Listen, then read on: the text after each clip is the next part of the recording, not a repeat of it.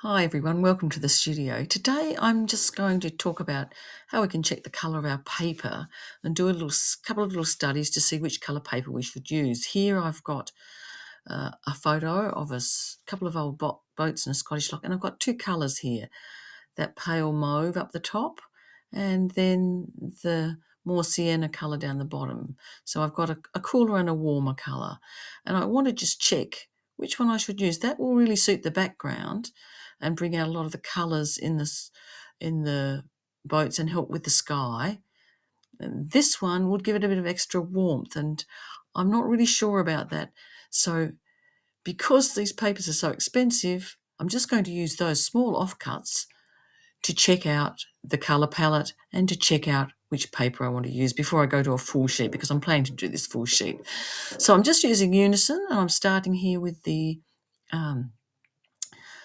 sky, just popping it in some nice light colours, and I'll do a little bit of vine charcoal just to draw in those shapes of the boat. The idea of this is not to do an exact rendition, is to do a quick sketch to get in the main shapes and the main colours that I'll be using on the large scale painting, and then to see which one I think will work best. And that way I'm not going to be using expensive paper and being unhappy with the results, because the large sheets of paper are quite expensive these days. I didn't do the voiceover as I was doing this because I've had a wretched cold, so I hope this will do. So here I'm just sketching in using my charcoal stick to get some angles and putting in the main shapes of the boats there before I go ahead and do the background. And this will help me with the composition later on too, to know exactly where I want to put the objects in there. I'm popping in the shadows now with a little bit of the vine charcoal too. That'll work nicely with the pastels over it, and just give me a little idea. There goes in the little headland in the back, and some rocks and a little bit on the other side, just to set the scene there. So now I've set the boats in, I can start just refining things a little bit. And firstly, I'm going to just put in the horizon line there, so I know where that is, and I'm putting that in with a white charcoal stick. Come back to the unisons now and start putting in some of that yellowy sort of colour down on the base of that boat there, and some of the rusty colours that are in there as well.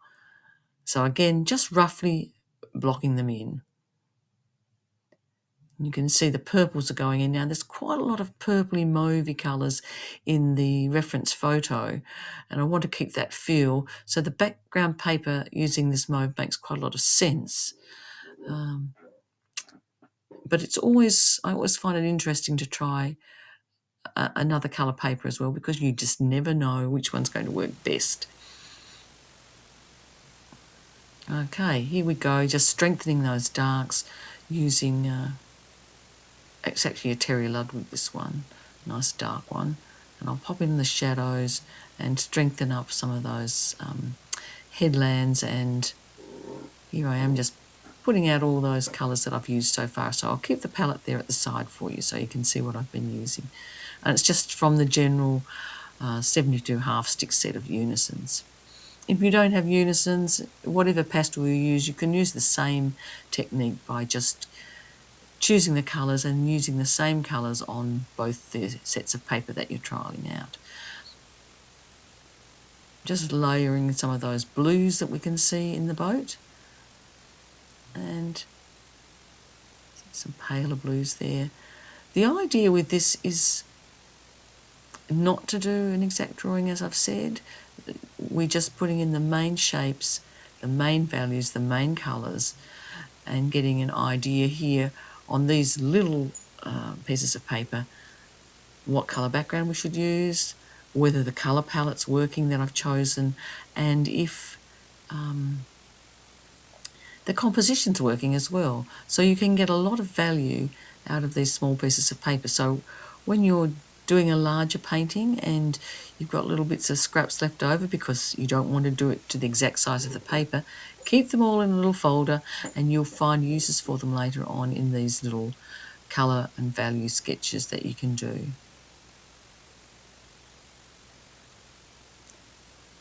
just popping in the background, and you can see that I worked that sea around the boat.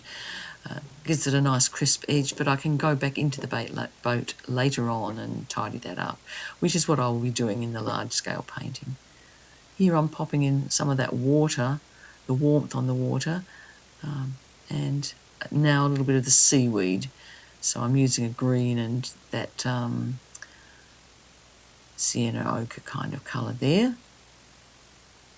And going in and putting that background hill in, just in a darker blue, which will need knocking back. And I just do that with my finger, just knocking it back slightly. Strengthening the water horizon there, and then popping in the trees back there. I sped this up a bit so you're not stuck with a really long video for what is just a small sketch, really. It's nice to get all the major details in, major masses in though, so that I do have a good idea at the end of this exercise about whether I'm going to be happy with the general composition as well as that paper colour that I'm testing out. I'll work a little bit there on the foreground, putting in some of those darker purples and then scumbling a light purple over it, a little bit of that blue scumbling over it, the lighter areas in there, and some of the water coming through there.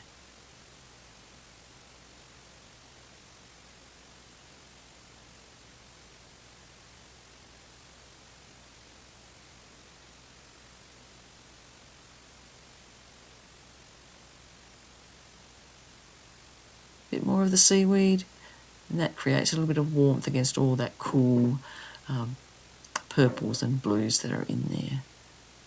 So a nice little bit of respite. And I'm just zinging up the rusty bits on the boat now and making a few adjustments to the shadowed side.